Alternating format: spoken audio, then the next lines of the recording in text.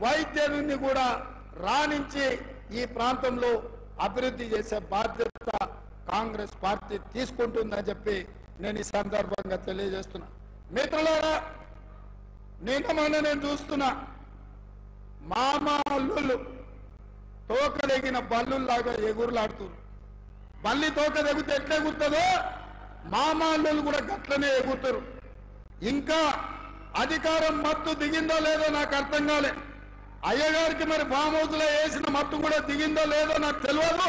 అసెంబ్లీకి మాత్రం రాడు. చర్చల మీద మాట్లాడతామంటే పారిపోతాడు. ఎవరినో ఒకరిని అడ్డం పెట్టుకొని అసెంబ్లీకి రాకుండా తప్పించుకున్నాడు. అసెంబ్లీ రాని దద్దమ్మలు, బడికి రాని బడి దొంగలు లాంటి వాళ్ళు అంతేనా? మరి అట్లాంటి బడి దొంగలు నేను టీవీ 9లో పోయి కూర్చొని 4 గంటలు కూర్చున్నాడు. సిగ్గున్నదా అని అడుగుతున్నా.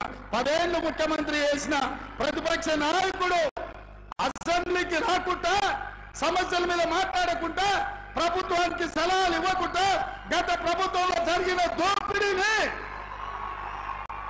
ప్రశ్నించి అంగిలాగు ఊడదీస్తామని అసెంబ్లీలో మా కళ్ళలకు చూసే ధైర్యం లేక పారిపోయి టీవీ 9లో కూర్చొని నిన్న ప్రగల్భాలు మాట్లాడుతున్నాడు.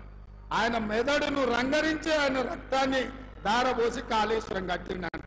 దద్దమ్మ, నువ్వు అట్లా కట్టినవో లేవో ఇట్లా కూలిపోయింది.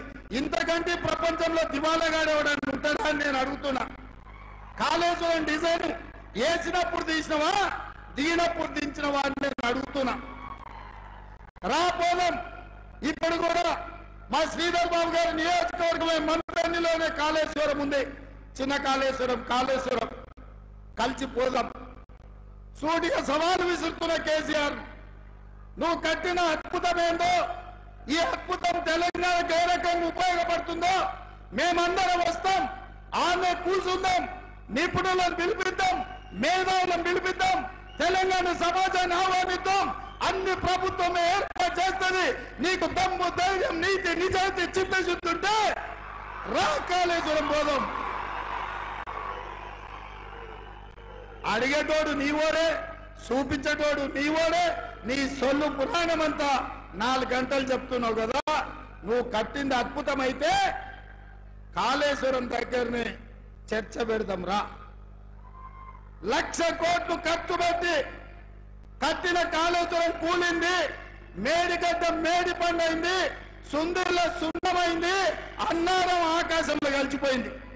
ఇది ఆ సన్నాసి చేసిన గొప్ప పని. 10 ఏళ్ళు ఇస్తే గది కట్టిండ్రు. అదే మా కాంగ్రెస్ పార్టీ అధికారంలో ఉన్నప్పుడు, స్వతంత్రం వచ్చినప్పుడు పండిత్ జవహర్లాల్ నెహ్రూ గారు నాగార్జున సాగర్ కట్టిండు. ఎట్లుందో ఒక్కసారి చూడు. అదే మా పార్టీ అధికారంలో ఉన్నప్పుడు శ్రీశైలం కట్టినాం, శ్రీరామ్ సాగర్ కట్టినాం, కల్వకుర్తి కట్టినాం, భీమా కట్టినాం, నెట్టంపాడు కట్టినాం, జూరాల కట్టినాం, శ్రీహరి గారు మొదలుపెట్టిన దేవాదుల కట్టినాం. మేం కట్టిన ప్రాజెక్టులు ఎట్లున్నాయో ఒక్కసారి వచ్చి చూద్దాం రా. నువ్వు కట్టిన కాళేశ్వరం ఎట్లేడుస్తుందో ఒక్కసారి చూసేద్దాం. అందుకే ఈరోజు ఇక సన్నాసి గురించి ఎంత చెప్పినా సచిన పామే. సచిన పావుని ఏం కొడతామా? ఇవాళ టీఆర్ఎస్కే నన్ను డిపాజిట్ వచ్చే పరిస్థితి ఉందా? కాబట్టి ఇవాళ టీఆర్ఎస్ కాదు, ఏనుగులను తినేటోడు పోయిందంటే పీనుగులను తినేటోడు వచ్చిండు అన్నట్టుగా మోడీ తయారైండు. వీళ్ళిద్దరు తోడు దొంగలే. వీళ్ళిద్దరు తోడు దొంగలు గూడు పుటాని తెలంగాణ మీద కుట్ర చేశారు. 10 ఏళ్ళు కేసీఆర్ ఎవరు గెలిచినా ఢిల్లీలో మోడీకే తాకట్టు పెట్టాడు. వీళ్ళిద్దరిని వేరువేరుగా చూడలేం. వీళ్ళిద్దరు నానానికి బొమ్మ బొరుసు లాంటి వాళ్ళు. వీళ్ళిద్దరు కలిసికట్టుగా తెలంగాణకు అన్యాయం చేసిన వాళ్ళు. అందుకే డిసెంబర్లో జరిగిన ఎన్నికల్లో చంద్రశేఖరరావుకు బుద్ధి చెప్పిండ్రు. ఇవాళ మే నెలలో జరగబో